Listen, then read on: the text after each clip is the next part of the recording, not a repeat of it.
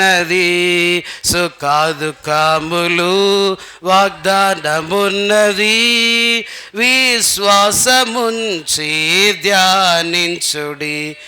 ఏదన్నా సిస్టమ్ సమస్యకు వస్తే టైం అంతా తీసుకుంటుంది.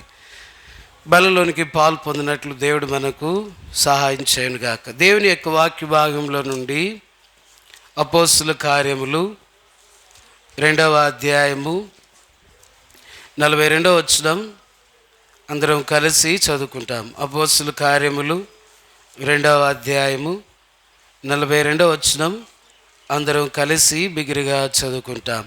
వీరు అపోస్తుల బోధ యందును సహవాసమందును రొట్టె విరుచుట యందును ప్రార్థన చేయటి యందును ఎడతెక్క ఉండిరి. 43 అప్పుడు ప్రతివానికి భయం కలిగెను, మరి అనేక మహత్కార్యములు సూచక్రియలు అపోస్తుల ద్వారా జరిగాను. ప్రార్థన. ప్రేంగిల మా పరలోక తండ్రి, ఒక దినాన నువ్వు రాబోతున్నావు ప్రభా, ఇది వాస్తవము. దయలు తండ్రి, దాని కొరకై భూలోకంలో నీ సంఘమును మీరు స్థాపించారు. దయలో తండ్రి, నీ రాకడ కొరకై ఎత్తబడినట్లుగా ఆయన మరణం యొక్క పునరుద్ధానములో పాల్పొందినట్లుగా ప్రభా, నీ ఆజ్ఞకు నీ ఆలోచన కొరకై మేమేమి కూడా ప్రభా ఎదిరించలేము. నీ యొక్క చిత్తమునకు, నీ సృష్టికి నువ్వు కలిగించిన ఆజ్ఞలకు ప్రభా లోకంలో లోబడవలసిన వారమే. మట్టికి మన్నైపోను, ఆత్మ దాన్ని దయచేసిన దేవుని యొద్దకు వెళ్ళును.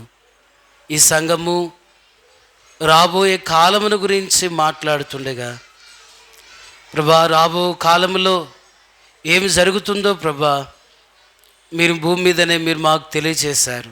అక్కడక్కడ కరువులు, కాటంకములు, నీ ఒక దినము రాబోతున్నావని దాని కొరకే సిద్ధపడాలని నీ సంఘముని ఇచ్చావు. నీ రాకడ లేకపోయింటే భూలోకంలో మీరు విడిచిపెట్టే దేవుడు, నీ రాజ్యంలో మేము ఉండాలని మీరు కోరుతున్నందుకు కొరకై స్తోత్రములు. నీ వాక్య భాగాన్ని పంచిపెట్టండి. కృపని అప్పగించుకుంటూ యేసుక్రీస్తు వారి ధనికరమైన నామమున స్తుతించి ప్రార్థించి అతి వినంగా వేడుకుంటున్నాము తండ్రి, ఆమేన్. గత వారములో మన ఒక సందర్భాన్ని ధ్యానం చేసి అక్కడ మనం ఆగుతూ వచ్చాం. లూకా సువార్తలో 9వ అధ్యాయం. ప్రభు ఈ సందర్భాన్ని, సమయాన్ని బట్టి మనం ముగిస్తూ వచ్చాం. లూకా సువార్త 9వ అధ్యాయం 31వ వచనం. లూకా సువార్త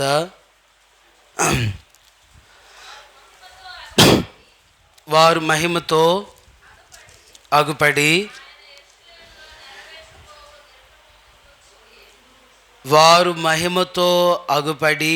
ఆయన యెరూషలేములో నెరవేర్చబోవు నిర్ణయమును గూర్చి మాటలాడుచుండిరి. కాబట్టి వారు మహిమతో అగుపడి, వాస్తవానికి ఇది లూకా సువార్త ఉదయకాలం ప్రభు ఈ మాటను జ్ఞాపకం చేశాడు. ఎందుకు ప్రభా ఈ మాటను జ్ఞాపకం చేయాలి? యోహాను సువార్త 9వ అధ్యాయం 31వ వచనంలో కదా అని 2 సందర్భాల్లో ప్రభుని అడిగాను. అయితే ఇది 3వ సందర్భం. ప్రభు ఈ మాటను ఆయన జ్ఞాపకం చేస్తూ వచ్చాడు. 9వ వచనంలో అంటారు, వారు మహిమతో అగుపడి ఆయన యెరూషలేములో ఏమంటాడు, నెరవేర్చబోవు నిర్ణయమును గూర్చి మాటలాడసాగుచుండిరి. కాబట్టి 32వ వచనం, పేతురును అతనితో కూడా ఉన్నవారు నిద్రమత్తుగా ఉండిరి. వారు మేలుకొన్నప్పుడు ఆయన మహిమను ఆయనతో కూడా నిలిచి ఉన్న 2 మనుషులను చూచిరి. కాబట్టి ఆ 2 మనుషులు ఆయన యుద్ధ నుండి వెళ్ళిపోవచ్చుండగా పేతురు, యేసు ఏలినవాడా, మనం ఇక్కడ ఉండుట మంచిది. నీకొకటియు, మోషేకొకటియు, ఏలియాకొకటియు 3 పర్ణశాలలు మేము కట్టుదామని తాము చెప్పినది ఏమంటాడు, తాను ఎరుగకి చెప్పాను. కాబట్టి ఇక్కడ తలంపు ఏంటంటే మళ్ళీ 32వ వచనంలో అంటాడు, ఎంత చక్కని మాట రాస్తా వచ్చాడు. పేతురును అతనితో కూడా ఉన్నవారును నిద్రమత్తుగా ఉండిరి. వారు మేలుకొన్నప్పుడు ఆయన మహిమను ఆయనతో కూడా నిలిచి ఉన్న ఇద్దరు మనుషులు చూచిరి. కాబట్టి 31వ వచనంలో ఏమంటారు? వారు మహిమతో అగుపడి. అంటే మన జీవితంలో ప్రభు ఈ లోకాన్ని మునుపు ప్రభు ఏమి కోరుతున్నాడంటే we have transformation to the glory. ఎంత చక్కని మాట రాశాడు, వారు మహిమతో అగుపడి. జీవితంలో ప్రభు నాలో ఏమి నివసించాలని నీవు కోరుతున్నావు? అందుకే హెబ్రోన్ యొక్క సందేశాన్ని చూసినప్పుడు ప్రభు యొక్క మొట్టమొదటి యొక్క మాటల్లో జ్ఞాపకం చేస్తూ వచ్చాను, నీ నివాసములు ఎంత రమ్యములు.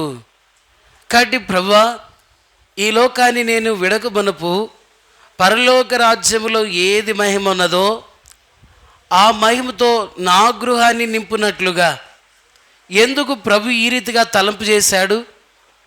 మనం ఇంటికి వెళ్ళి జపం చేసి లేకపోతే తపస్సు చేస్తున్నప్పుడు దేవుడు ఎందుకు పరలోక రాజ్యాన్ని కలుగు చేశాడు? భూమిని ఎందుకు ఈ రీతిగా ప్రభువైన యేసుక్రీస్తు వారు కలుగు చేశాడని మనం ఎన్నో రీతిలుగా యాగాలు చేసినప్పటికీ ప్రభు ఏమంటాడంటే, ఆత్మ దాన్ని దయచేసిన దేవుని యొద్దకు తప్ప ఇక వేరొక మార్గం అనేది లోకంలో ఎంతోమంది దాని కొరకే ప్రయాసపడినప్పటికీ ఒకటే అన్నాడు, యేసు నేనే మార్గమును సత్యమును నేనే జీవనైనాను, నా ద్వారానే తప్ప పరలోక రాజ్యం ఎవరు కూడా ప్రవేశించలేరు. కాబట్టి the ultimate goal of destination, చివరి యొక్క మానవుడి యొక్క గమ్యం ఏంటంటే ప్రభు అంటున్నాడు, నీ నివాసములు ఎంతో రమ్యమైనవి. కాబట్టి ప్రభు భూమి మీద అట్టి మహిమతో మనల్ని నింపాలని కోరుతూ ఉంటున్నాడు. ఏ రీతిగా? భూ సంబంధమైన వ్యాపారముతోనా, భూ సంబంధమైన లేకపోతే జ్ఞానముతోనా, భూ సంబంధమైన తెలివితేటలతోనా? ప్రభు ఎందుకు రక్షించాడు? ఎందుకు ప్రభువా నన్ను పరిచర్య చేయమంటున్నావు? ఎందుకు నేను ప్రార్థన చేయాలి? ఎందుకు నేను ఆరాధన చేయాలి? ప్రభువా ఎందుకు నేను పరిశుద్ధంగా ఉండమంటున్నావు? మరి లోకంలో ఉన్న వారందరిని కూడా ఎందుకు విడిచిపెట్టావు? నన్ను ఎందుకు మాత్రమే పట్టుకున్నావు? కాబట్టి వచ్చిన దినము నుండి ఇంతవరకు కూడా వారి కుడికలు రావడం లేదని ఒకటే చెప్తుండగా నేను ఎందుకు నీ నిబంధన కొరకై కట్టుబడి ఉండాలి అంటే ప్రభు అంటున్నాడు. అక్కడ రాసిన సందర్భము ఒకవేళ వేరైనప్పటికి కూడా లూకా సువార్త 9వ అధ్యాయం 31వ వచనం అంటారు, వారు మహిమతో అగుపడి. 30వ వచనంలో ఏమంటాడు? ఇద్దరు పురుషులు ఆయనతో మాట్లాడుచుండిరి, వారు మోషే ఏలియాను వారు. ఇప్పుడు 31వ వచనం అంటారు, వారు మహిమతో అగుపడి. కాబట్టి ఈ మహిమతో ఎందుకు ఉండాలని ప్రభు కోరుతున్నాడు? కాబట్టి ఆత్మతో సత్యముతో ప్రభుని ఆరాధన చేసేటప్పుడు, అందుకే గత భాగాన్ని చూసి మనము ముందుకు వెళ్తాం. కాబట్టి ప్రభు ఈ లోకాన్ని విడిచిపెట్టక మునుపు ఆయన మహిమతో ఉండాలని కోరుతున్నాడు. చదువుకున్న వారు మాత్రమే కాదు, లేకపోతే అంతస్తులు ఉన్నవారు మాత్రమే కాదు, లేకపోతే వ్యాపారాల్లో చాలా లాభం వచ్చిన వారు మాత్రమే కాదు. అందుకే ఉదయకాలం సువార్తలో ఆఖరి మాట జ్ఞాపకం చేశాడు. కాబట్టి ఎందుకు మానవుడి యొక్క జీవితానికి శాంతి సంతోషం రాలేకపోతుందంటే, ఒకడు సర్వలోకాన్ని సంపాదించుకుంటున్నాడు కానీ దేవునిని సంపాదించుకోవడం లేకపోవడాన్ని బట్టి అతడు ఏం చేస్తున్నాడు? కాబట్టి తన జీవితాన్ని లోకములో అర్థవంతంగా కాకోకుండా అనర్థవంతంగా లోకాన్ని ఏం చేస్తున్నాడు? విడిచిపెడుతున్నాడు. కాబట్టి కొన్ని మాటలు ఇక్కడ ప్రభు రాస్తున్నాడు. యోహాను సువార్త 9వ అధ్యాయంలో, ప్రభా నేను ఎందుకు మహిమతో నివసించాలా భూమి మీద? యోహాను సువార్త 9వ అధ్యాయం 31వ వచనం. యోహాను సువార్త 9వ అధ్యాయం 31వ వచనం.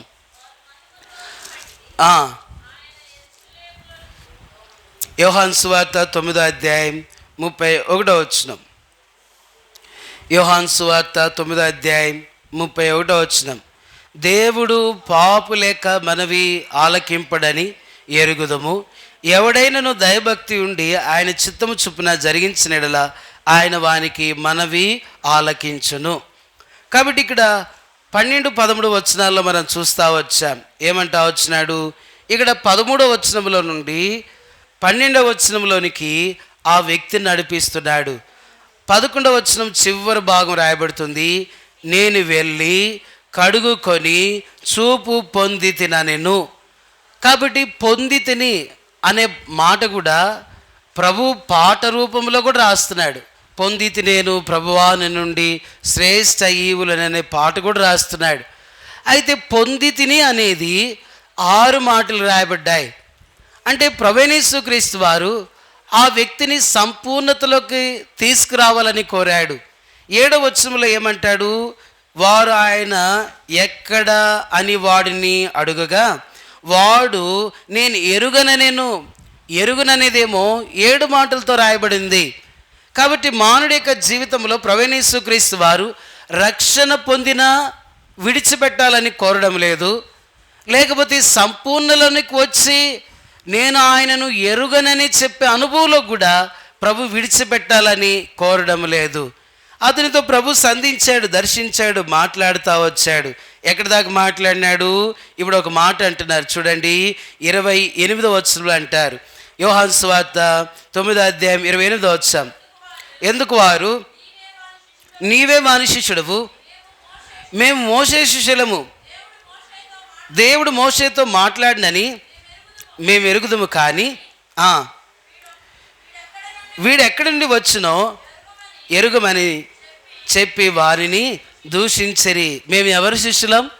మేము మోషే శిష్యులము కానీ, కాబట్టి మేము క్రీస్తు శిష్యులము కాదు అని ఏం చేస్తా వచ్చిన వారిని దూషించరి. ఇప్పుడు ప్రభువైన యేసుక్రీస్తు వారికి కూడా సమస్య. ఏంటి ఆ సమస్య? ఆయన భూమి మీదకి వచ్చి నేనే ప్రభు, నేను దేవాలయాన్ని పడగొట్టాను, ఇదిగో నేను 3 దినాలు ఈ దేవాలయాన్ని తిరిగి నేను కట్టబోతానంటే అనేక మంది ఆయన ముందు విశ్వాసం ఉంచలేకపోతున్నారు. ఆయన కూడా సమస్య వచ్చింది. ఎలాంటి సమస్య అంటే, కాబట్టి గలతీ 4వ అధ్యాయం 4వ వచనం ప్రకారముగా కాలము సంపూర్ణమైనప్పుడు దేవుడు తన కుమారుడు భూమి మీదకి ఏ రీతిగా పంపించినాడో, ఇప్పుడు నేనే యేసు ప్రభుని రక్షకుడు అంటే వారు అంటున్నారు నీవు అబద్ధం చేస్తున్నావు, నీవు దేవదూషణ చేస్తున్నావు, కాబట్టి వీడు దేవాలయాన్ని 3 దినాలు పడగొట్టి వీడు కడతానన్నాడు, కాబట్టి వీడిని ఏం చేయాలంటే సిలువ వేయుడి అనేక సందర్భాలకు వచ్చారు. దేవుడు తానుగా బయలుపరచుకోవడానికి కూడా ఆయన కూడా సమస్య వస్తూ వచ్చింది. ఆయనకి ఎలా ఈతిగా సమస్య వచ్చిందంటే, ఆయన పుట్టినప్పుడు రామాలో ఏం చేయబడతా వచ్చింది? అంగలార్పు కలుగుతూ వచ్చింది. 2 సంవత్సరముల బిడ్డలైన వారందరినీ కూడా ఏం చేయాలా? సంహరించుడి. కాబట్టి ఇప్పుడు వారు చనిపోయారు. ఆ క్యాలిక్యులేషన్ గొప్పదా? ఇప్పుడు యేసుక్రీస్తు ప్రభువారు ఒకవేళ భూమి మీదకి రాకపోతే అనేక మంది ఏం చేయరు? ప్రభువైన యేసునందు విశ్వాసముంచలేక నిత్య నరకమునకు వెళ్ళేవారు కోకోలలో ఒకవేళ ఉండకపోతారా? భూమి మీదకి ఆయన వచ్చాడు కాబట్టి అనేక మంది విశ్వసిస్తున్నారు. ఒకవేళ భూమి మీదకి వచ్చి పరిశుద్ధ గ్రంథాన్ని ఇచ్చినప్పుడు కూడా చాలామంది ఒకవేళ నమ్మకపోవచ్చు. అయితే దేవుడు తన ప్రియకుమారుని లోకమును పంపించి ఏం చేసినాడు? ఆటలాడా? జోకులు వేశాడా? స్వస్థతలు చేశాడా? మహత్కార్యాలు చేశాడా? యేసు ఈ లోకములోకి రావలసిన ఉద్దేశం ఏంటి అనేది మన గ్రహింపులోకి వస్తే ప్రశ్న కొరకే జవాబు ఇవ్వబడతా ఉంది. యేసుక్రీస్తు ప్రభువారు అసలు ఈ లోకానికి వచ్చి ఆయన ఏం చేయాలని కోరుతా వచ్చాడు? అద్భుతాలు మాత్రమేనా అంటే మనకు తెలిసిన అద్భుతాల గురించి మాట్లాడుకుంటున్నాం. అసలు యేసు ఎందుకు ఈ లోకానికి వచ్చాడు? Why the lord has coming to in this world. కాబట్టి అప్పుడు మనం ఆలోచన చేస్తే తండ్రి పరిశుద్ధాత్మ దేవుడు కుమారుడు ఆయన ప్రాణము పెట్టేట కొరకాయ ఈ లోకానికి ఏం చేసినాడు? అనుగ్రహించబడ్డాడు. ఎందుకు? దేవుడు ఆయన స్థితిలో మనం ఆలోచన చేస్తే, ఆయన యొక్క అంతస్తులో మనం ఆలోచన చేయగలిగితే, ఎందుకు దేవుడు పరలోకము నుండి భూలోకానికి వచ్చాడు? ఇల్లులు కట్టడానికా? బంగ్లాలు కట్టడానికా? లేకపోతే రోగులైన వారిని స్వస్థపరచ? ఈ పరిచర్య అన్నీ ప్రభు చేశాడు. కానీ ఆయన చివరి యొక్క పరిచర్య ఏంటంటే మరణమా నీ ముల్లెక్కడ? కాబట్టి ప్రభువైన యేసుక్రీస్తు వారు మరణం యొక్క దాన్ని ఏం చేస్తున్నాడు? కాబట్టి దాని కాళ్ళ కింద శత్రువుని అణిచివేశాడు. దాన్ని పిలిచినాడు, ఓ మరణమా నీ ముల్లెక్కడని పిలిచిన భూమి మీద ఏ మానవుడిగాడ లేడు. యేసు ప్రభు ఈ లోకానికి ఎందుకు వచ్చాడని అంటే బైబిల్ ఉంది కదా, జ్ఞానం ఉంది కదా, పరిశుద్ధత ఉంది కాబట్టి మనకు కొంత అర్థమవుతుందని అనుకోవచ్చు. అసలు యేసుక్రీస్తు ప్రభువారు ఎంతోమంది ఈ లోకానికి రాలేదని, పుట్టలేదని, ఆయన జన్మించలేదని ఎన్నెన్నో రీతిలుగా తలంపు అనుకుంటున్నారు. ఇక్కడ ప్రభు రాసిన యొక్క తలంపు ఏంటంటే ఎంత చక్కని అంటున్నాడు. కాబట్టి చూడండి, యోహాను సువార్తలో ప్రభు ఈ మాటను జ్ఞాపకం చేస్తున్నాడు. యోహాను సువార్త 9వ అధ్యాయం ఇక్కడ 28వ వచనంలో అంటాడు, అందుకు వారు నీవే వాని శిష్యుడవు, మేము మోసే శిష్యులం. ఎవరు శిష్యులం? మేము మోసే శిష్యులం, కానీ నీవే వాడి శిష్యుడవు. అంత మాత్రమే కాదు, ఇంకొక ప్రశ్న ఇస్తున్నారు ఇక్కడ. దేవుడు మోషేతో మాట్లాడనని ఎరుగుదము కానీ నీ వీడెక్కడి నుండి వచ్చిన మేము ఎరుగుడని వాడిని ఏం చేశారు? దూషించిరి. He was knowing the God. కొంతవరకు వారి జీవితంలో దేవుడు మోషేతో మాట్లాడాడని తెలుసు, కానీ ఇప్పుడు వీడెక్కడి నుంచి వచ్చాడు? వారి కనులు అంటే ఇప్పుడు ఎలాగున్నాయి? ఆశ్చర్యకార్యం చేసినా కూడా గుర్తుపట్టలేని పరిస్థితి. అందుకే పేతురు అన్నాడు, కాబట్టి ప్రభా, నేను నీ దేహంలో వేలు పెట్టి చూస్తేనే కానీ చూచి నమ్మవారి కంటే చూడక నమ్మవారు ధన్యులని చేర్చబడతా వచ్చు. అయితే ఈ దినం యొక్క పాఠ్యభాగం ప్రభు వాడితో మాట్లాడుతూ దర్శించి ఏం చేస్తున్నాడు? 35వ వచనం, పరిసయ్యులు వానిని వెలివేసిరని యేసు విని వాని ఏం చేస్తున్నాడు? కనుగొని. 35వ వచనం చదువుతారా? చదువునా. పరిసయ్యులు వాని వెలివేసిరని యేసు విని వానిని కనుగొని, నీవు దేవుని కుమారుని యందు విశ్వాసం ఉంచుతున్నావని వాణిని అడిగాను. ఇక్కడ అంటాడు, యేసు వానిని విని కనుగొని. ఈ మధ్యాహ్న కాల వేళ ప్రభు ఏ రీతిగా తన నివాస స్థలముగా ఉండట కొరకాయ ప్రభు మనల్ని కనుగొన్నాడు. ఎక్కడ లోకములో కనిపించని యొక్క స్థితి ప్రభు అయిన యేసుక్రీస్తు వారు 6 యొక్క సంఖ్యలోనికి తీసుకొచ్చాడు. అంత మాత్రమే కాదు, ఇప్పుడు నేను ఆయనని ఎరుగనని సంపూర్ణతలోనికి వచ్చినప్పటికి కూడా ఆ వ్యక్తిని విడిచిపెట్టలేదు. ఇప్పుడు తలంపు ఏంటంటే, బేసవాకు వచ్చిన నేను కూడా ప్రభా, నేను రక్షణ పొందను, నేను మారుమనసు పొందను, నేను ప్రార్థన చేయను, నేను నీ ఇంటికి రాను ప్రభా. క్రైస్తవ యొక్క జీవితంలో నేను ఏదైతే ఇబ్బంది లేని క్రైస్తవ యొక్క జీవితము, శ్రమలు లేని క్రైస్తవ జీవితము, దానిలో నేను ఉండాలని కోరుతున్నాను. కానీ నా కొరకే ప్రభువైన యేసుక్రీస్తు వారు అనేకమైన వచనాలు పరిశుద్ధ గ్రంథంలో కేటాయించాడు. ఇది నీవు చేయవలసినదే. కొండూరులో ఉన్న ప్రజలైన వారికైతే ఆయన కొంత ఏం చేస్తున్నాడు? వారికి పర్మిషన్ ఇచ్చాడు. అయితే నీకు పర్మిషన్ లేదు. ఇది వానిని కనుగొని దర్శించి సంధించి ప్రభు మాట్లాడి ప్రభు చివరికి ఒక మాటతో ముగించాడు. ఏమంటాడు? అందుకు యేసు వాణ్ణి కాబట్టి ఇక్కడ అంటాడు చాలా చక్కని మాట, ఇప్పుడు నీవు చూచున్నావు కాబట్టి మీ పాపము నిలిచి ఉండనని వాడితో చెప్తా వచ్చారు. కాబట్టి ప్రభు ఈ యొక్క మధ్యాహ్న కాల వేళ బలలోనికి వెళ్ళేటప్పుడు ఒక వ్యక్తిని ప్రభు ఏం చేసినాడు? సంపూర్ణతలోనికి తీసుకుని వచ్చిన తర్వాత ఆయన ఒక మాట చెప్పి వెళ్ళిపోయారు. మీరు చూస్తున్నారు కాబట్టి మీ పాపము మీ బొడిలో ఉంటుంది. ఇప్పుడు చూడలేని వారు ఇప్పుడు చూపు పొందుతున్నారు కాబట్టి ప్రభు వీరి ఎడల కనికరం, వీరు వెనివేసిన యొక్క స్థితిలో నుండి యేసు వానిని కనుగొని, అయితే పరిశీలన బాగు చేయొచ్చు కదా. అది వీరు అంటున్నారు, మేము మోసే శిష్యులము, కానీ వారి యొక్క తలంపు చూడండి, ప్రభు ఎడల వారు మనసు ఎందుకు మార్చబడలేదు? ఎందుకు వారి యొక్క హృదయం అలాగనే కఠినం చేయబడతా వచ్చింది? లోకములో ఆయన సంచరించిన దినాలలో కాబట్టి శత్రువు చేత మేము మోసే శిష్యులమే, కానీ మేము నీ శిష్యులం ఎంత మాత్రము కూడా కాను. కాబట్టి ఈ యొక్క మధ్యాహ్న కాలం వేళ కొన్ని తలంపులు చూసి మనం బలలోనికి వెళ్దాం. చూడండి, కీర్తనలు దేవుడు ఇక్కడ ఒక మాట ఇచ్చాడు. చూడండి, యోహాను సువార్త 17వ అధ్యాయం 4వ వచనం. యోహాను సువార్త 17వ అధ్యాయం 4వ వచనం. దయచేసి తీసిన వారు చదవలసిందిగా కోరుచుదాం. యోహాను సువార్త 17వ అధ్యాయం 4వ వచనం.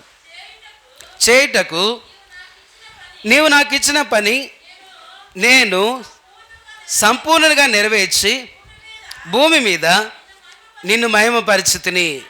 క్రైస్తవ యొక్క జీవితంలో హెబ్రోను సహవాసంలో ఈ మాట ఎన్నోసార్లు కోకోలుగా మనం వినుంటాం. 4వ వచనంలో ఏమంటున్నాడు? కాబట్టి చేయుటకు నీవు నాకు అనుగ్రహించిన పనిని నేను సంపూర్ణంగా నెరవేర్చి భూమి మీద నేను మహిమపరచితిని. నెరవేర్చి అనేది ఎన్ని మాటలు ఉంది? 4 మాటలు. It is the speaking to the fellowship. సంపూర్ణతలోకి రావాలని ప్రభు కోరుతున్నాడు. కాబట్టి ప్రభువైన యేసుక్రీస్తు వారు భూమి మీద నెరవేర్చి యెహోవా పనిని అశ్రద్ధగా చేయవాడు శాపగ్రస్తుడు. దేవుని యొక్క పని ఏంటో క్రైస్తవ యొక్క జీవితంలో రక్షణ పొందిన తర్వాత ఇన్ని సంవత్సరాలు మనం ఎరుగుదాం దేవుని యొక్క పని అంటే ఏంటి, వి హ్యావ్ నోయింగ్. కాబట్టి దాని విషయం మనం ఎరిగిన వారమై ఇక్కడ ప్రభు ఒక చక్కని మాట అంటాడు. ఏమొచ్చాడు? చేయుటకు నీవు నాకు ఇచ్చిన పనిని నేను సంపూర్ణముగా నెరవేర్చి భూమి మీద నిన్ను మహిమా పరచితిని. కాబట్టి యోహాను సువార్త ఏదైతే 9వ అధ్యాయంలో మనం చదువుతా వచ్చామో, లూకా సువార్త 9వ అధ్యాయం 31వ వచనంలో వారు మహిమతో ఏం చేయబడతా వచ్చినారు? అగుపడ్డారు. ప్రభా లోకములో నేను ఎందుకు మహిమ లేకోకుండా విడిచిపెట్టబడాలి? ఇప్పుడు మీరు ఆలోచన చేయండి. అంటే మనం సబ్జెక్ట్ వైజ్గా ప్రభు యొక్క సంపూర్ణతలోనికి వచ్చేటప్పుడు ప్రభు యొక్క మేలులు ఆశీర్వాదం మన జీవితంలో ఉండాలి కొరకై ఆయన మహిమతో కూడా ఉండడానికి వచ్చాం. ఇప్పుడు రక్షణ లేని పరిస్థితి ఏంటి? ఇప్పుడు లోకంలోని బేషుబాయక విశ్వాసులు కొంతమంది ఉన్నారు. వారు కాబట్టి గుడ్ ఫ్రైడే తర్వాత పండగలు పబ్బాలకు వచ్చే వాళ్ళు చాలామంది ఉన్నారు. ఇప్పుడు వారి యొక్క పరిస్థితి ఏంటి అంటే వారి జీవితంలో భూ సంబంధమైన మహిమ కొరకై వారు తహతహలాడిపోతున్నారు. అయ్యో నా 1000 రూపాయలు ఎక్కడ పోతాయి, నా భూమి ఎక్కడ పోతుంది, నా పని ఎక్కడ పోతుంది, లోక సంబంధమైన మహిమలన్నిటి కొరకే వారు వెతకాలని కోరుతున్నారు. అందుకే శత్రువు ఆయన యేసుక్రీస్తు ప్రభువారిని ఉన్నతమైన పర్వతాన్ని దగ్గరకు తీసుకొని వచ్చి నీవు నాకు సాష్టాంగ నమస్కారం చేసిన యెడల ఈ లోకరాజ్య మహిమలన్నీ కూడా నీకేం చేస్తాను? అప్పగిస్తాను. కాబట్టి ప్రభు ఇప్పుడు అంటున్నాడు, ఆయన మహిమతో శరీర సంబంధమైన మానవుడిని ఎందుకు నింపాలని కోరాడు. వారు అగుపడి నిమిత్తమై వారు మహిమతో నింపబడతా వచ్చారు. ప్రభా నీ నివాసములు ఎంతో రమ్యములు అన్నాడు. ఇప్పుడు ప్రభు సన్నిధిలో దేవుని యొక్క బేషబాలో నుండి వెళ్ళక మునుపు మహిమ అనే అనుభవంలోకి రాకుండా వెళ్ళిపోతావా? కాబట్టి ప్రభా నీవిచ్చేక శ్రేష్టమైనది ఆ పరలోక రాజ్యముల భూమి మీద నేను ఈ కృపాకాలంలో కాబట్టి లోకంలో చూస్తున్నా, ఎక్కడ చూస్తున్నా యోహాను సువార్త 9వ అధ్యాయం 31వ వచనంలో దైవభక్తి కలిగి ఉంటే ఆ వ్యక్తి యొక్క ప్రార్థన చేస్తే ప్రభు అంటున్నాడు ఆ వ్యక్తి యొక్క ప్రార్థన నేను ఆలకిస్తాను. ప్రార్థనతోనే జీవితాన్ని ముడిపెట్టుకోవడం కాదు. ఇప్పుడు లూకా సువార్త 9వ అధ్యాయం 31వ వచనం అంటున్నాడు వారిలో నేను ఆ మహిమని నేను చూస్తున్నా అగుపడినట్లుగా. ప్రభా నా జీవితంలో ఎంత మహిమ ఉంది, నా కుటుంబంలో ఎంత మహిమ ఉంది, లోకం యొక్క సంపదలు ఆస్తుల కొరకై లేకపోతే అక్కర్ల కొరకై నేను ప్రయాసపడుతున్నా, నీవు నాకు ఇస్తున్న మహిమ నేనెందుకు దాని విషయంలో ముందుకు వెళ్ళలేకపోతున్నా? కాబట్టి లోకంలో సర్వములు సంపదలు అనేక మంది జెనెటిక్ పర్సన్స్ లేకపోతే గొప్ప గొప్ప వారు లేకపోతే ఆస్తిమంతులు బిల్ గేట్స్ లేకపోతే ఎంతోమంది ధనికులు ఉన్నారు. కానీ వారి జీవితంలో మహిమ అనేది లేకోకుండా వారు విడిచిపెట్టబడుతున్నారు. అయితే నాకెందుకు ఈ మహిమనిస్తున్నావు? ఇక్కడ ప్రభు ఒక సందర్భాన్ని జ్ఞాపకం చేస్తున్నాడు. గత వారం మనం చూస్తూ వచ్చాం కీర్తనల్లో ఒక మాటను ప్రభు మనకి జ్ఞాపకం చేశాడు. కీర్తనలు కాబట్టి ఈ మాట మనం చూద్దాం. చూడండి సామెతలు 4వ అధ్యాయం 18వ వచనం. కీర్తనలోకి వెళ్ళక మునుపు ఈ మాట చదివి మనం ముందుకు వెళ్తాం. సామెతలు పట్టణం వరకు వేకువ తేజరిల్లినట్లు నీతి మంత్రి యొక్క మార్గములు అంతకంతకు తేజరిల్లును. భక్తిహీనుల యొక్క మార్గము గాఢాంధకారము, తాము దేని మీద పడినను వానికి తెలియదు. కాబట్టి ఇక్కడ అంటాడు భక్తిహీనుల యొక్క మార్గం ఎలా ఉంది? గాఢాంధకారం. కాబట్టి దేని మీద వాడు పడుదురో వాడు తెలియకనే ఉండని అంటున్నాడు ప్రభు. ఈ అనుభవాన్ని జ్ఞాపకం చేస్తూ ఇక్కడ ప్రభు శ్రేష్టమైన తలంపుని ఇవ్వాలని కోరుతున్నాడు. కీర్తనలు 22వ అధ్యాయం 28వ వచనం. కీర్తనలు 22వ అధ్యాయం 28వ వచనం. కీర్తనలు 22వ అధ్యాయం రాజ్యము యెహోవాదే, అన్ని జనులలో ఏలువాడు ఆయనే, భూమి మీద వర్ధిల్లుచున్న వారందరూ అన్నపానములు పుచ్చుకొనుచు నమస్కారము చేదురు, తమ ప్రాణము కాపాడుకొనలేక మట్టి పాలగుదురు. వారందరూ ఆయన సన్నిధిని మోకరించెదరు. ఒక సంతతి వారు ఇక్కడ మనము ముందుకు వెళ్ళక మునుపంటాడు తమ ప్రాణములను కాపాడుకొనలేక మట్టి పాలగుదురు. కాబట్టి లోకము కొరకై మహిమ కొరకై సంపాదించే వాళ్ళందరూ కూడా ప్రభు అంటున్నాడు, ప్రశ్న కొరకై జవాబు రాశాడు. కాబట్టి లోకం యొక్క సంపద ఆస్తి అంత కొరకై వారు ఏం చేయబడతారు? ఎంత చక్కని మాట అంటాడు, భూమి మీద వర్ధిల్లు వారందరూ దేని కొరకే అంట? అన్నపానములు పుచ్చుకొనుచు నమస్కారం చేదురు, తమ ప్రాణము కాపాడుకొనలేక. భూమి మీద వర్ధిల్లుట, లక్షలు సంపాదించుట, అనేకమైన వేల రూపాయలు సంపాదించుట దేని కొరకే అంటే అన్నపానముల కొరకే వారు ప్రయాసపడుతున్నారు. ఆయనైతే వారు ఒక దినాన ఏం చేయబడతారు? మట్టి పాలగుదురు. ఈ మట్టి గట్ట ఐశ్వర్యంలో ప్రభువైన యేసుక్రీస్తు వారు అంటున్నాడు, నీ నివాసములు ఎంతో రమ్యమైనవి. ఆయన నివాస స్థలాన్ని మహిమతో నింపాలని కోరుతున్నాడు. ప్రభువా, భూమి మీద నీవు నాకు అనుగ్రహించిన పనిని నేను నెరవేర్చి సంపూర్ణముగా నిన్నేం చేస్తున్నాను? మహిమపరచి అనే మాట గత ప్రభు ఆన్లైన్ ప్రేయర్లో ఒకటి మాట జ్ఞాపకం చేశాడు. కీర్తనలు 16వ అధ్యాయం 7వ వచనం. కీర్తనలు 16వ అధ్యాయం 7వ వచనం. కీర్తనలు 16వ అధ్యాయం 7వ వచనం. నాకు ఆలోచనకర్త అయిన యెహోవాను స్తుతించెదను, రాత్రి గడియలలో నా అంతరేంద్రియములలో నాకు బోధించుచున్నది. సదాకాలము యెహోవా యొద్ద నా గురి నిలుపుచున్నాను. ఆయన నా కాడి, ఆయన నా కుడి పార్శ్వమున ఉన్నాడు గనక నేను కదల్చబడను. అందువలన నా హృదయము సంతోషించుచున్నది, నా ఆత్మ హర్షించుచున్నది. ఆత్మ అనేసి ఒకటేసి రాయబడ్డాడు. ఏమంటాడు? ఆత్మ ఇట్ ఈజ్ ఈక్వల్ టు మహిమ. కాబట్టి మన జీవితంలో ప్రభా, ఈ మహిమను నేను ఎక్కడ పొందలేకోకుండా అవిశ్వాసిగా నేను విడిచిపెట్టుకున్నట్లుగా సహాయం చేయి. ఒకటి మాత్రమైతే నిజం చెప్తాను, భూమి మీద ప్రభు మనకిచ్చిన రక్షణ ఇట్ ఈజ్ ఎ ఇండివిజువల్. ప్రభా, నా గృహంలో నేను దాచుకోవలసిన మహిమ ఆత్మ ఆరాధన చేస్తున్నాం. ఆత్మ ఏమని రాయబడుతుంది? దేవుడు ఆత్మ కనుక ఆయన ఆరాధించేవారు ఆత్మతో సత్యంతో ఏం చేయాలా? ఆరాధించినట్లుగా ప్రభా, నా జీవితంలో నీవిచ్చిన యొక్క ఆత్మ నేను నెరవేర్చక భూమి మీద ఎక్కడ నేను ఒకవేళ విశ్వాసిగా ఉంటూ ఎక్కడ నేను మిగిల్చబడుతున్నాను. కాబట్టి మెట్టుకు నా జీవితంలో ఆత్మను అనేది దానిలో ప్రభు ఏం చేశాడు? It is called as a మహిమ. ఇప్పుడు దేవుడు ఎలాగున్నాడు? దేవుడు ఆత్మ అంటే దేవుడు ఎలాంటి వాడు? మహిమ కలిగిన వాడు. మన జీవితంలో అతి మహిమను పొందాలని కోరుతూ ఉంటున్నాడు. ఎవరైనా ఇట్టి సహవాసంలో ఉన్నారా? కాబట్టి ప్రభు అంటున్నాడు, మీరు నా వలే, కాబట్టి నా స్వరూపంలో మీరు ఏం చేయబడ్డారు?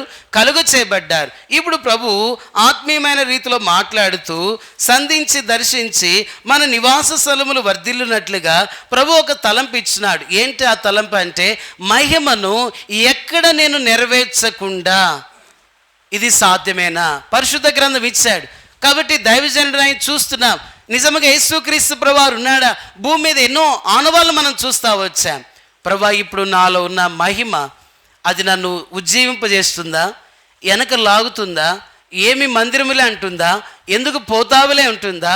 కాబట్టి నా ఆత్మలో ఉన్న మహిమ ప్రభుని యందు నేను హర్షించినట్లుగా ఎంతోమంది రాలేకపోతున్నారు సహోదరులు. వారికి గల కారణం ఏంటంటే మహిమకున్న విలువ. కాబట్టి ఆత్మలో ఉన్న మహిమ యొక్క విలువ వారి జీవితంలో తెలుసుకోలేకపోతున్నారు.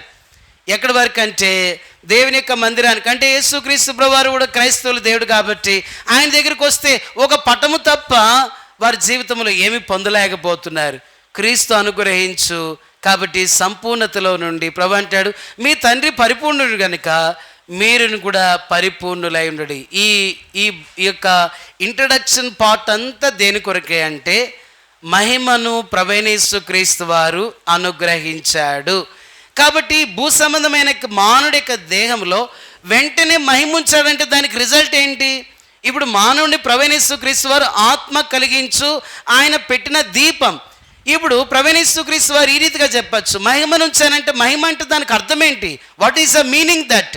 ఇప్పుడు కొంతమంది కంటే ఆత్మ అంటే అర్థమవుతుంది. ఆత్మ అంటే అంబో మనం చనిపోయిన తర్వాత ఎలాంటి ఆత్మ ఉందంటే అర్థమవుతుంది. ద గాడ్ ఈజ్ స్పిరిట్ అని రాయబడింది. రక్షణ పొందిన తర్వాత కాబట్టి ఒకే సందర్భంలో దేవుడు మహిమ అంటే ఏ జన్మలకు అర్థమవుతుంది. కాబట్టి అందుకని ప్రభువైన యేసుక్రీస్తు వారు ఆత్మ ప్రాణం శరీర దేహంలో ఉంచాడు. ఈ ఆత్మలో ప్రభువైన యేసుక్రీస్తు వారు ప్రాణం పెట్టాడు, శరీరం ఇచ్చాడు, రక్తం ఇచ్చాడు, దానితో కూడా ప్రభు ఏమంటున్నాడంటే, భూమి మీద నీవు నాకు ఇచ్చిన నీ పనిని నెరవేర్చి మహిమతో నిన్నేం చేశాను, స్తుతించాను. ప్రభా, నా కుటుంబం, నా బిడలైన వారు నీ మహిమతో నేను ఈ లోకాన్ని విడవబోడక మునుపున్నట్లుగా నెరవేర్చినట్లుగా సహాయం చేయి. నా పనిని నేను సంపూర్ణంగా నెరవేర్చినట్లుగా సహాయం చేయి. ఎప్పుడైతే ఆ రీతిగా చేస్తామో మనం ఒక చక్కని మాట చెప్తాం. ఏమంటాం? ఆ మనోహరమైన స్థలములలో నాకేం కలిగింది, పాలు పొందినట్లుగా అవకాశం దొరికింది. కాబట్టి ప్రభు కోరేది ఏంటంటే, ఒకేసారి ఆ మహిమ అని చెప్తే అర్థం కాదు. కాబట్టి ఆత్మ ఇచ్చాడు. ఇప్పుడు ఆత్మలో ప్రశ్న ఏంటంటే, కీర్తనలు 16వ అధ్యాయం ఇక్కడ 9-10 వచనాలు ఏమంటున్నాడంటే, ఆత్మ యొక్క 1 కింద రాశాడు. ఏమంటున్నాడు? మహిమ అని రాశాడు.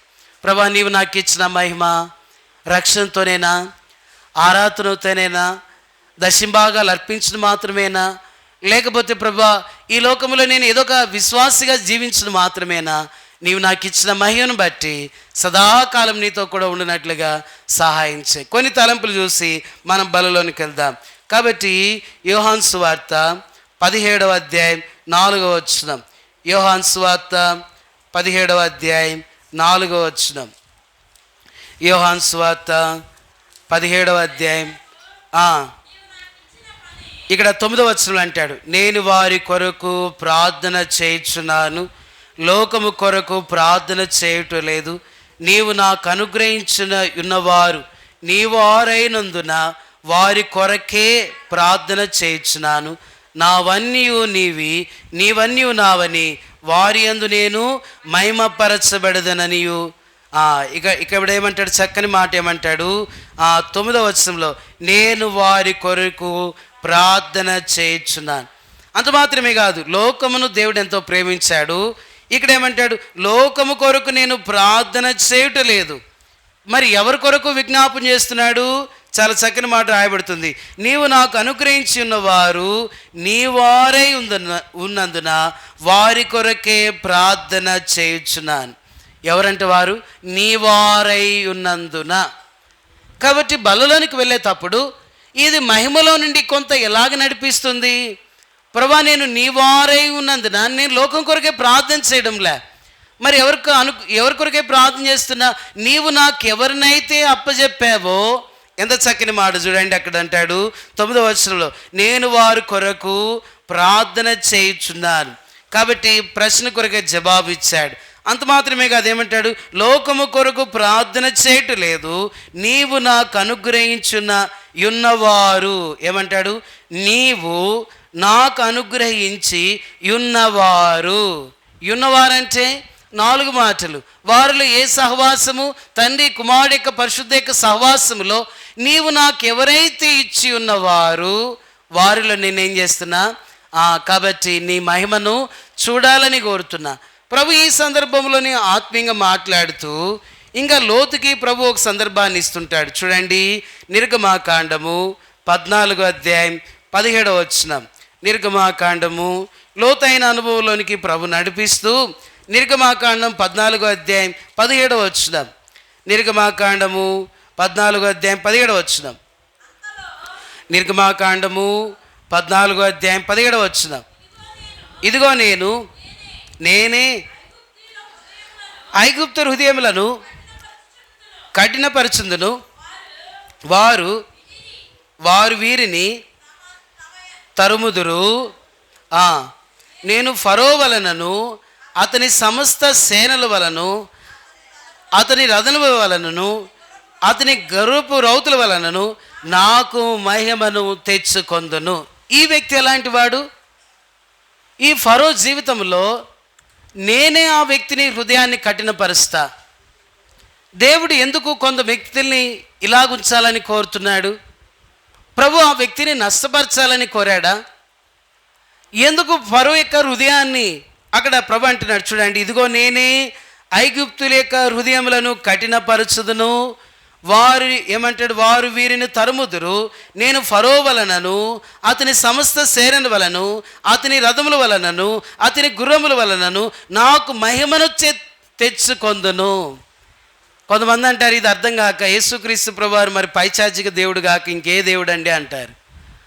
వాస్తవానికి మరి ఫరో యొక్క హృదయములు బట్టి, ఫరో యొక్క కార్యములు బట్టి, అతని రౌతులను బట్టి నేనేం చేస్తాను? మహిమను తెచ్చుకుంటాను. ఒక వ్యక్తికేమో ప్రభువైన యేసుక్రీస్తు వారు కృపాకాలంలో నీవు నాకు భూమి మీద ఇచ్చిన పనిని సంపూర్ణముగా నెరవేర్చి ఉన్నావు, నీవు నాకు అనుగ్రహించి ఉన్నవారు అంటున్నాడు. ఈ బేసిబాల ప్రభువైన యేసుక్రీస్తు వారు ఆయన కొనకై మనం ప్రాణార్పణంగా చేయబడ్డాం. కాబట్టి నీలో నుండి ఆయన మహిమ కోరాలని కోరుతున్నారు. ఉన్నవారు, తండ్రి నీవు నాకు అనుగ్రహించి ఉన్నవారు. కాబట్టి బేషుబా కొండూరులో ఎంతోమంది శ్రేష్టమైన అధిపతులు, వారు మహిమగలు ఉంది, పొలం ఉంది. వారు ఏం చేస్తున్నారు? వారి యొక్క పొలమును బట్టి లోకములు ఎంతో మహిమ పొందుతున్నారు, ఎంత డబ్బు యొక్క మహిమను పొందుతున్నారు. అనేక మంది ఎదుట వారి గొప్ప గొప్ప యొక్క తనము చూపించుకొనొచ్చు.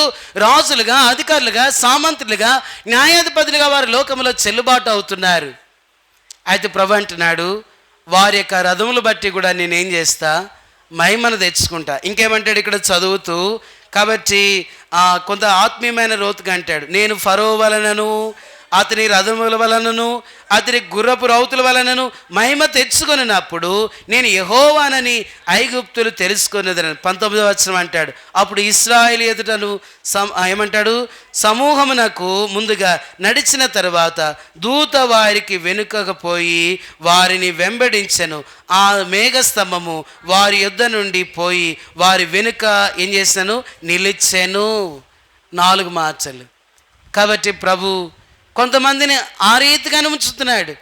కాబట్టి ప్రభా, కొంతమంది అయితే విశ్వాస యాత్రా జీవితంలో ప్రభువైన యేసుక్రీస్తు వారు ఎవరైతే వెంబడించారో ఆ మేఘస్తంభం వారి వెనుక భాగంకు వెళ్ళి నిలిచెను అనే మాటలు, 4 మాటలు రాయబడ్డాయి.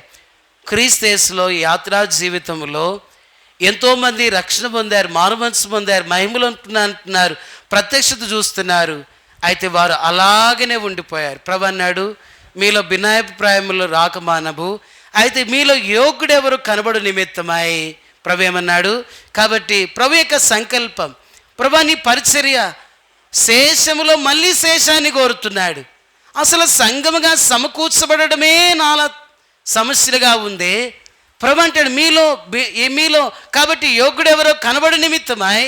ప్రభు రక్షణ ఇచ్చావు, మారు మనసు ఇచ్చావు, నీ యొక్క సంకల్పంలో ఉన్నారు. కాబట్టి ఫరో యొక్క సైన్యానికి మరి రక్షణ వద్దా? మారు మనసు వద్దా? అతని హృదయాన్ని నేను కఠినపరుస్తా అంటున్నాడు. ఇప్పుడు వారు ప్రభువైన యేసుక్రీస్తు వారు నడిచి వెంట వెళ్తున్నప్పుడు మేఘస్తంభము వారి యొక్క వెనకలు బాగా ఏం చేస్తుంది? వారిని కావలి కాసి వారితో కూడా నిలచెను. ఆత్మీయమైన యొక్క కోణములో ప్రభా, నేను అలాగనే ఉంటున్నాను, కానీ నాకంటే వెనుకొచ్చి వారు ఏం చేస్తున్నారు? మహిమను పొందుతూ పరలోక రాజ్యం ఆశీర్వాదం అనుభవిస్తూ వారు ముందుకు వెళ్ళిపోతుంటే నేను అలాగే చూస్తూ నిలబడిపోతున్నా. కాబట్టి ఫరో యొక్క సైన్యము రథముల వల్ల నేను మహిమ తెచ్చుకుంటాను. కొంతమందిని ప్రభువైన యేసుక్రీస్తు వారు ఆ రీతిగా పెడుతున్నాడు. అయితే ఇక్కడ రాయబడుతుంది 20. కాబట్టి ఎంతో శ్రేష్టమైన భాగం నిర్గమాకాండము 24వ అధ్యాయం 17వ వచనం. నిర్గమాకాండము 24వ అధ్యాయం 17వ వచనం. నిర్గమాకాండము 24వ అధ్యాయం 17వ వచనం. యెహోవా మహిమ ఆ కొండ శిఖరము మీద దహించు అగ్ని వలె ఇశ్రాయేలు కనులకు కనబడెను. ఇక్కడ మళ్ళీ ఆత్మీయంగా ఇంకొక పారబుల్ స్టోరీ ఉంది. ఇప్పుడు నిర్గమాకాండము 14వ అధ్యాయం ఇక్కడ ప్రభువైన యేసుక్రీస్తు వారు 17వ వచనములో ఒక మాట అంటా వచ్చినాడు. కాబట్టి ఎంత చక్కని మాట రాస్తా వచ్చాడు. కాబట్టి ఈ తలంపు చూసి కొంత ఆత్మీయంగా ముందుకు వెళ్తాం. నిర్గమాకాండము 14వ అధ్యాయం 17వ వచనంలో, ఇదిగో నేను ఐగుప్తుల హృదయములను కఠినపరచుదును. ఇక్కడ ఏమంటాడు? 19వ వచనం సరికి వచ్చేసరికి 20వ వచనం, అది ఐగుప్తులు సేనలకు ఇశ్రాయేలు సేనలకు నడుమున ప్రవేశించను. 19వ వచనం, అప్పుడు ఇశ్రాయేలు ఎదుటను సమూహము ఏమంటాడు? సమూహమున ముందు నడిచిన దూత వారి వెనుకకు పోయి వారిని వెంబడించను. ఆ మేఘస్తంభము వారి ఎదుట నుండి పోయి వారి వెనుకకు ఏమంటాడు? వెనుక నిలచెను. కాబట్టి మహిమలో నుండి ప్రభువైన యేసుక్రీస్తు వారు ఇక్కడ ఒక సందర్భాన్ని మాట్లాడినాడు, కొంత క్లిష్టమైన పరిస్థితి అర్థం కావడానికి. అందుకే ఇది టాపిక్ ఎందుకు జ్ఞాపకం చేస్తున్నానంటే, ఇక్కడ ప్రభు ఫరో యొక్క హృదయాన్ని కఠినపరిచాడు. ఈ యొక్క రథములు బట్టి ప్రభు ఏమంటున్నాడు, నేను మహిమ తెచ్చుకుందని అంటున్నాడు. అంత మాత్రమే కాదు, ఇక్కడ 19వ వచనములో, కాబట్టి ఆ మేఘస్తంభము వారి యొద్ద నుండి పోయి వారి వెనుక నిలిచెను. కాబట్టి యాత్రా జీవితంలో ఏదైతే ప్రభు ఉన్నాడో, రక్షకుడున్నాడో, ఆయన వారి కొంతమంది హృదయాలను కఠినపరుస్తూ, అదే దేవుడు ప్రభువుగా రక్షకుడుగా యాత్రా జీవితంలో వారి వెనుకటి యొక్క భాగాన్ని నిలిచి వారికి కావలి కాస్తున్నాడు. కాబట్టి ఇప్పుడు ఈ యొక్క మహిమలో నుండి ప్రభువైన యేసుక్రీస్తు వారు ఇంకొక మహిమలోనికి నడిపిస్తూ ఉంటున్నాడు. ఆ మహిమ ఏంటి ఇక్కడ అంటున్నాడు చూడండి. నిర్గమాకాండం 24వ అధ్యాయం 17వ వచనంలో, యెహోవా మహిమ ఆ కొండ శిఖరం మీద దహించు అగ్ని వలె ఇశ్రాయేలుకు ఏం చేస్తా వచ్చింది, కనబడెను. యెహోవా యొక్క మహిమ అంట ఆ కొండ మీద శిఖరముల మీద దహించు అగ్నివలే.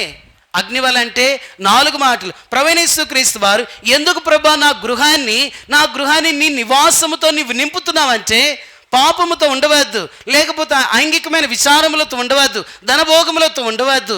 ఇప్పుడు నీ గృహాన్ని నివాసముతో నింపి దీనిలోనికి ప్రభువైన యేసుక్రీస్తు వారు ఆత్మ ఉంచాడు, దీనిలో ప్రభువైన యేసుక్రీస్తు వారు మహిమనుంచాడు. అంత మాత్రమే కాదు, ఇక్కడ ప్రభు అంటాడు, ప్రభా భూమి మీద నీవు నాకు ఇచ్చిన వారిని నీ పరిచర్య నెరవేర్చి నేనేం చేస్తున్నా, నేను మహిమపరుస్తున్నా. అంత మాత్రమే కాదు, కాబట్టి ఇప్పుడు నేను లోకము కొరకే కాదు కానీ నీవు నాకు ఎవరైతే ఇచ్చావో వారిలో నేనేం చేయాలా, ఈ మహిమ ఉండినట్లుగా. అంతవరకు ప్రభు మాట్లాడుతూ యాత్రా జీవితంలో మహిమ యొక్క అనుభవానికి ఎలా తీసుకొస్తున్నాడు. కొంతమందిని ప్రభువైన యేసుక్రీస్తు వారు సంఘములో ఉండినా వారు అడ్డుబండల్లాగా ప్రభు ఉంచాడు. ఫరో యొక్క హృదయాన్ని కఠినపరుస్తున్నాడు. అంటే ఫరో యొక్క విషయంలో ప్రభు కలిగిన సంకల్పం ఏంటి, నశింపజేయాలని కోరాడా? ఫరోని మరి నశింపజేయ కోరితే మరికి లోకంలో ఉన్న వారు అందరూ కూడా ఆయన ప్రజలే కదా, ఆయన బిడలే కదా. ఇక్కడ తలంపు ఏంటంటే, కాబట్టి మన హృదయంలో కఠినత్వం అనేది ఎంత మాత్రము కూడా ఉండకూడదు. ఇప్పుడు ప్రభు అంటే హృదయంలో కఠినం ఉండడం ద్వారా నేను ఫరో యొక్క హృదయాన్ని కఠినపరుస్తా. మేఘము వలె ఎవరైతే నా మహిమను నన్ను మీద ఆశ్రయపడతారో వారికి ఏం చేస్తా, మేఘస్తంభం వలె వారితో నివసిస్తా, వారి వెనక భాగం కావలిగా వస్తా. అయితే ప్రభు కొండ యొక్క అనుభవాన్ని తీసుకొని వస్తున్నాడు. ఈ కొండలో ఉన్న మహిమ ఏంటంటే, కాబట్టి ఇక్కడ అంటాడు ఎంత చక్కని మాట చూడండి, యెహోవా మహిమ ఆ కొండ శిఖరముల మీద దహించు అగ్నివలే. ప్రభా నా యొక్క గృహము అగ్నివలే ఉన్నట్లుగా సహాయం చేయి. కాబట్టి మనం కన్జ్యూమింగ్ ఫైర్, మన అగ్నివల ఉండకపోతే, కాబట్టి ఒక శత్రువు నీ గృహానికి వచ్చాక మునుపు ఇక్కడ యేసే సర్వాధికారిగా ఉన్నట్లుగా శత్రువు నీ హృదయంలోనికి నీ గృహంలోనికి ప్రవేశించాలంటే వాడికి వణుకుబుట్టాలి. లోకం యొక్క కొండూరులో ప్రభు ఆచారములతో నిండిపోయిన నా గృహాన్ని ఇక్కడ అగ్నివల అనేది 4 మాటలు రాశాడు. కొండ యొక్క అనుభవం మాత్రమే కాదు, ఈ బేసబాలో రగిలించబడుతున్న అగ్ని ప్రభా నా యొక్క గృహంలో కూడా ఉన్నట్లుగా సహాయం చేయి. ఇలాంటి ఏ మహిమ అంట ఇది? మనం అనుకుంటా ఇప్పుడు అగ్ని వాళ్ళు ఎవరు ఉంటారులే కానీ అన్న, ఇక్కడ డోక్రాలు కట్టుకోవడానికి ఇక్కడ సమయం లేదనుకోవచ్చు. ప్రభు అది కాదు. ప్రభా జీవితంలో దేవుని యొక్క సంకల్పములు నా ఎడల మార్చక భూమి మీద ఇచ్చి సహోదరుడుగా వివాహ జీవితంలో నన్ను కాపాడుతూ భూమి మీద ఒక ధర్మాన్ని ఇచ్చి నీ రాజ్యము కొరకే నేను ఉండాలని, నన్ను ఈ రీతిగా మహిమ ఉండాలని కోరుతున్నా. ప్రభా నా ఇంటిలోనికి శత్రువు రాకమునపు నేను ఎలా ఉండాలా, అగ్ని వలె. వాడు నా గృహాన్ని చూస్తే, కాబట్టి బయట ఉండి లోపలికి రావాలంటే వాడు భయపడినట్లుగా ఇక్కడ అంటాడు చూడండి, ఎంత చక్కని మాట ఇచ్చాడు. యెహోవా మహిమ ఆ కొండ శిఖరం మీద దహించి అగ్ని వలె ఇశ్రాయేలు కనులకు ఏం చేస్తున్నాడు, కనబడేను. అప్పుడు మోషే ఆ మేఘములో ప్రవేశించి కొండ మీదకి ఎక్కి ఏమంటాడు, ఆ మోషే ఆ కొండ మీద రేయింబగళ్ళు 40 దినములు ఉండెను. ఎలాగ మోషే ప్రభువుతో కూడా 40 అంటే సహవాసం యొక్క అనుభవానికి వచ్చాడంటే, ఆ అగ్ని మన హృదయంలో మండుచుండలేకపోతే దేవునితో కూడా సదాకాలము ఉండలేము. ఏం పోతాంలే, ఏం ఆత్మీయమైన జీవితంలే, హెబ్రోను సియోను పాడైపోయినాయి, నేను కూడా పాడైపోతే ఏముందిలే అని అనుకోవచ్చు. కానీ హృదయంలో యొక్క అగ్ని మండించలేకపోతే ఎవరు మండిస్తారో అగ్ని అనేది? ప్రభువైన యేసుక్రీస్తు వారు. ఈ మహిమ ప్రార్థనలో, ఈ మహిమ కాబట్టి ప్రభా నీవు నాకు భూమి మీద ఇచ్చి వారిలో కాబట్టి ఈ మహిమ ఉండాలని నేనేం చేస్తున్నా, భూమి మీద వారి కొరకై నేను ప్రార్థన చేస్తున్నా.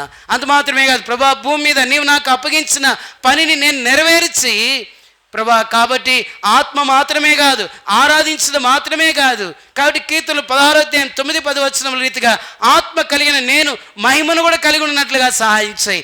ఈ మహిమ ఒక ఉద్దేశం ఏంటంటే, ఎవరైతే కఠినమైన హృదయం కలిగిన వారు ఉంటారో అలాగే దేవుని మందిరంలో ఉంటారు ప్రభా, నీ స్తంభం అయితే వారికి ఆశీర్వాదాన్ని ఇస్తూ జీవపు ఊటని ఇస్తూ ప్రభా, నీవు నా ఎదుట నా గృహములో నాకు వెనుక భాగములో కావిలిగా నిలిచావు. ఇప్పుడు చెప్పండి, బేషబాల నుండి ఇటు యొక్క సంతోషాన్ని నీ గృహంలో తీసుకువెళ్ళలేక ఎంత కాలమైంది, ఎంతకాలము మనుషుల మీద ఆధారపడి జీవిస్తా ప్రభు. అంటే నేను ఒకవేళ మనుషుల్ని సంతోషపరచగోరినైతే, అట్లయితే నేను ప్రభుని సంతోషపరచగోరుతా. అంటే ఒక సేవకుని మాత్రమే కాదు ప్రభా, నా గృహంలో నేను ఎన్నడైనా నిన్ను మహిమపరచలేకపోతున్నా గల కారణం ఏంటి ప్రభా? నేను వ్యక్తుల మీద అయ్యో నాకు ఫలానా లేవారు లేరే, వీరుంటే తోడుంటే నాకు బాగుంటుంది అనుకోవచ్చు. నీతో సదాకాలం తోడే ఉండేది ఎవరంటే దేవుడు. ఒకవేళ నీ గృహంలో అలాంటి మహిమతో కూడిన అగ్ని ఒకవేళ అది ఉండలేకపోతే, రగిలించలేకపోతే, శత్రువు కూడా నీ గృహంలోనికి ప్రవేశించాలని కోరుతున్నాడు. వాస్తవానికి ఒక మాట చెప్పిన, ఇప్పుడు లోకంలో కొండూరులో చేయబడుతున్న విగ్రహారాధన గొప్ప ప్రభావంగా ఉందా, మనములు చేసే ప్రార్థనలు ప్రభావంగా ఉన్నాయా? లోకంలో వారు ఎన్నో రీతిలుగా పూజలు పునస్కారాలు చేస్తున్నాడు. ప్రభుని అడిగేదన్నా, మనం రక్షణ పొందిన తర్వాత ఎట్లా సాతాను మన గృహంలో ప్రవేశిస్తాడు అనుకోవచ్చు. వాడు ఎంతో యుక్తిగలవాడు కాబట్టి అపవాదిని, కాబట్టి ఆదాబములు ఎదురుగా మోసగించలేక ఇంకో రీతిగా మోసగించాడు. ఈ పండు దినముగా నిశ్చయముగా మీరు చావనే లోకంలో చేసేవారు. కాబట్టి నామకార్థ క్రైస్తవులు చేస్తే తప్పేముందిలేన్నా, శత్రువు ఎదురుగా రాడు కానీ గృహంలోనికి. కాబట్టి అగ్ని వలె నీ యొక్క గృహంలో యొక్క మహిమ అనేది ఒకవేళ లేకపోతే శత్రువు నీలో వచ్చి నివసించి నీ గృహాన్ని ఏం చేయాలో కోరుతున్నాడు, పాడు చేయాలని కోరుతున్నాడు ప్రభా. వాస్తవానికి కొండూరులో కాబట్టి లోకం యొక్క కాబట్టి పరిస్థితులు చూస్తే దయల తండ్రి, కాబట్టి విగ్రహారాధన ఎంతో బలముగా చేయబడతా ఉంది, ప్రార్థన కొంతగా చేయబడుతుంది. ఎందుకు రావాలంటే ప్రభా, నీవు నాకు ఇచ్చిన మహిమ కూడా నా కుటుంబానికే కాదు, నా బిడ్డలైన వారికి, నా తరమైన వారికి అందరికి కూడా నేను ఆ మహిమను పంచిపెట్టినట్లుగా నువ్వు ప్రార్థన చేస్తే, ఎందుకంటే సేవకుడి దగ్గర ప్రజెంటేషన్ కాదు, ప్రభు దగ్గర నుండి ఈ మహిమను ఏం చేస్తావు, నీ కుటుంబంలోనే తీసుకుని వెళ్తావు. తద్వారా ప్రభా, అగ్ని వలె నా హృదయాన్ని నువ్వేం చేస్తావు, మండింపజేస్తావు. తద్వారా నేను ఎల్లప్పుడు కూడా సదాకాలం ఎలాగుంటా, బల్ల చుట్టూ ఒలీవా మొక్కల వరే చేరి నీ సదాకాలం నీతో కూడా ఆ మహిమలోనికి నేనేం చేస్తాను, మహిమలో నుండి అధికమైన మహిమలకి ప్రభు దయచేస్తున్నాడు. లేని ఎడలా లేదో రక్షించుకున్నాడు, మందిరం కట్టుకున్నాం, అయిపోయింది. విశ్వాస జీవితంలో మనం చేయవలసిన వరకు చేసాం, లేకపోతే మమ్మల్ని విడిచిపెడితే కానుకలేసి వెళ్ళిపోతాం. ఆ పరిచర్య కాదు కోరేది. అదే చెప్తా వచ్చా కదా. కాబట్టి జీతగాడే దైవ సేవకుడు. కాబట్టి జీతము కొరకైన వర్తమానాలు కొన్ని ఉంటాయి. కాబట్టి మాకు సరిపోవడం లేదు, లేకపోతే కాబట్టి మా తల్లిదండ్రులు వచ్చారు, వారి పోషణకు, అది కాదు ప్రభు కోరేది. ఇక్కడ ప్రభు తన సంకల్పంలో ఇద్దరినే పంపించాడు. కుటుంబం పంపించవచ్చు కదా, లేకపోతే మా తల్లిదండ్రులు పంపించవచ్చు కదా, లేకపోతే బేస్బా లేకపోతే మా తల్లిదండ్రులు పంపించి ఇక్కడ భారం పెట్టచ్చు కదా. అది ప్రభు కోరేది అది కాదు. నిజమైన సంకల్పములో నా బిడ్డలైన వారు అక్కడికి వెళ్ళడం ద్వారా సంఘమునకు గత దినాలు ఏదైతే భారం భరించారో, ఏదైతే శ్రమ పడ్డారో, ఏదైతే ప్రేమించారో, ఏదైతే కానుకలు సమర్పణ చేశారో, ఇప్పుడు నా బిడ్డలైన వారిని నేను పంపిస్తా. వారు నా మీద ఆధారపడి పని చేసేవారు.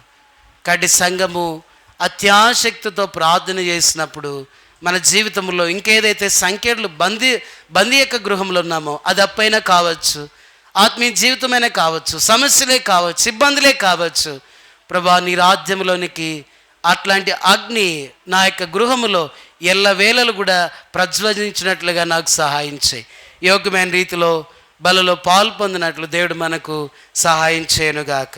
ఎందుకంటే అనేకమైన అనుభవాలు ఉన్నాయి, కానీ ఆత్మ ఎక్కడైతే ముగించమని చెప్పిందో, ఎక్కడైతే ఇంకా చాలులే కష్టంగా ఉందనుకుంటే దేవుడు అక్కడ ఏం చేస్తాడు, ప్రభా అగ్ని వలె కొండ మీద దానిని నువ్వు కలుగు చేసిన యొక్క అగ్ని నా దేహంలో కూడా, నా యొక్క ఇంటిలో కూడా, నా నరనరాల్లో కూడా అలాంటి అగ్ని ప్రవహించినట్లుగా నాకు సహాయం చేయి. ఎవడైనా ఆయన ఆత్మ లేని ఎడల ఏమంటాడు? ఆయన వాడు కానేరడు. క్రీస్తేసు ప్రభువు తన రక్తమిచ్చి కొన్నట్టి సంగమునా ఎవరు చేరెదరో వారే ధన్యులు, పరలోకమే వారిది. ఎవరు చేరెదరో ధన్యులు, పరలోకమే వారిది. ప్రభు సన్నిధిలోండి వెళ్ళక మునుపు లోకంలోకి వెళితే అనాలోచన, శ్రమలే, ఆర్థికమైన పరిస్థితులే. ప్రభు సీనాయి కొండ మీద అగ్నిని ప్రభు దాన్ని కలుగు చేసినట్లుగా ఇంతకాలం ఈ విశ్వాసం జీవితం చాలులే, నేను రక్షణ పొందిందే ఎక్కువలే, నేను సమర్పణ చేసేదే ఎక్కువలే అని దానితో సరిపెట్టుకొని వెళితే మనం రక్షణ పొందిన యొక్క అనుభవానికి ఇది ప్రభు సరైనది కాదు అంటున్నాడు. అది దొంగ, సిలువలో ఉన్న దొంగకు అది సరిపోతుందిలే అంటున్నాడు. నాకైతే మనం ఎన్నో సంవత్సరాలు రక్షణ పొందిన వారం. ప్రభా, నా గృహంలో అగ్ని దహించినట్లుగా బలిపీఠం నిత్యము ప్రభా, దయలు తండ్రి ఆన్లైన్ ప్రేయర్కి ఆబ్సెంట్ అయ్యాను. సంఘంలో ప్రభా నిద్రమత్తు, నెలకు ఒకసారైనా ప్రార్థించలేకపోతున్నా. ఏముందులే లోకమే ఆచారములు చేస్తే తప్పేముందులే అనుకుంటున్నా. ప్రభా, ఆదామవల్ని శత్రువు ఎదురుగా పోరాడలేకపోవడాన్ని బట్టి ఈ పండు దినదినముగా నిశ్చయముగా మీరు దేవదూతల వలె ఉంటారని సెలవిచ్చారు.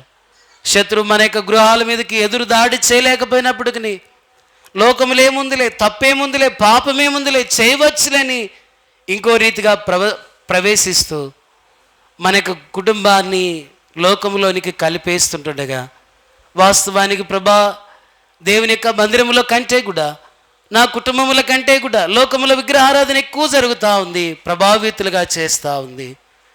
ప్రభా, నీ వాక్యమును పొందిన నేను దహించబడి నా జీవితంలో కానుకలు మాత్రమే కాదు ప్రభా, మహిమలో నుండి అధికమైన మహిమలోని తీసుకెళ్లాలని కోరుతున్నావు. ఫరో అతని హృదయాన్ని కఠినపరిచినాడు, అతని ద్వారా మహిమ పొందుతున్నాడు. ప్రభా, నేను నిలిచి ఉన్నాను, మహిమను పొందుతున్నాను అనుకున్నాను. నాకంటే అనేక మంది మహిమలో నుండి మహిమకు సంపూర్ణమైన బహుమానం పొందుకొని వెళ్ళిపోయారు. ప్రభా, నేను అలాగే నిలిచి ఉండిపోయాను. దయతో నన్ను క్షమించము. యోగమైన రీతిలో బలలో పాలు పొందినట్లు దేవుడు మనకు సహాయం చేయనుగాక. ఎంతో గంభీరమైన సమయం.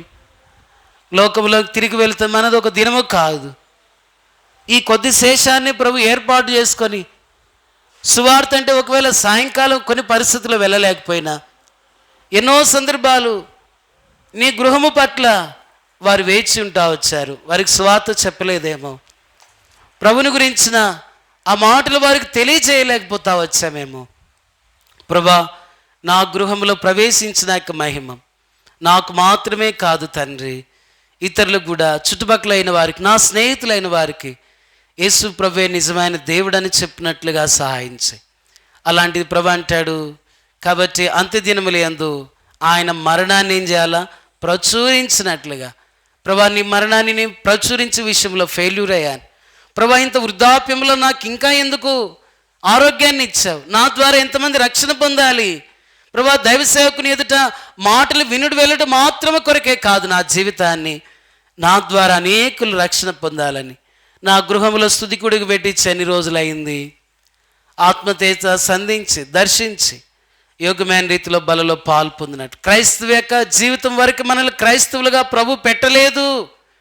ఆయన మహిమలో నుండి అధికమైన మహిమ పొందినట్లుగా యోగ్యమైన రీతిలో బలలో పాలు పొందినట్లు దేవుడు మనకు సహాయం చేయనుగాక.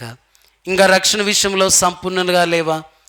రక్షణ విషయంలో బాధపడుతున్నావా? సహోదరుడు రక్షణ పొంది సహోదరు రక్షణ పొందలేక నీ భర్త ఎడల అనేకమైన సమస్యలు పొందుతున్నావా?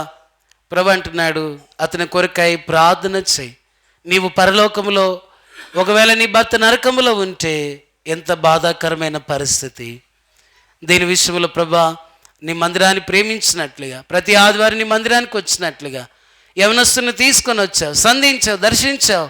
దయలు తండ్రి కుటుంబాలు, దయలు తండ్రి ఆయా రీతిలుగా వారి భారములు మా మీద పెట్టుకున్నట్లుగా ఆ రీతిలో సేవకులను తీసుకొని వచ్చావు. నీ కృప చూపించు, సహాయం చేయి. యోగ్యమైన రీతిలో బలలో పాలు పొందినట్లు దేవుడు మనకు సహాయం చేయను గాక. ఒక నిమిషం మౌనంగా మనల్ని మనం పరీక్ష చేసుకొని